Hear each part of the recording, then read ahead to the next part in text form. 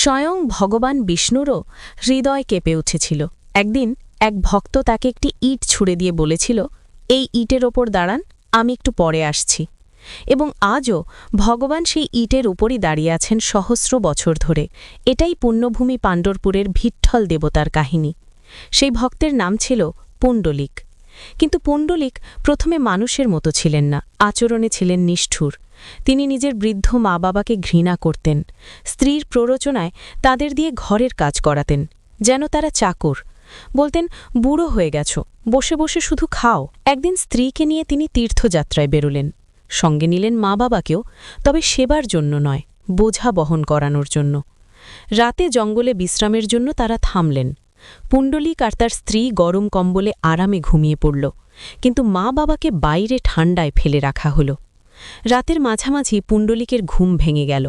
দেখল ৩ জন দেবী সেখানে উপস্থিত। তাদের পোশাক নোংরা, ধুলো মাটি লেগে আছে। তারা এসে বৃদ্ধ মা বাবার পা ধুয়ে দিলেন। আর অবাক কাণ্ড, মুহূর্তেই তাদের সেই জীর্ণ পোশাক একেবারে নির্মল আর উজ্জ্বল হয়ে উঠল। চমকে উঠে পুণ্ডলিক জিজ্ঞেস করল, আপনারা কে? তারা বললেন, আমরা গঙ্গা, যমুনা আর সরস্বতী। পাপীরা আমাদের জলে স্নান করে, তাই আমরা অপবিত্র হয়ে যাই। কিন্তু এই বৃদ্ধ মা বাবার সেবা যে করে, তার স্পর্শে আমরা আবার পবিত্র হয়ে উঠি।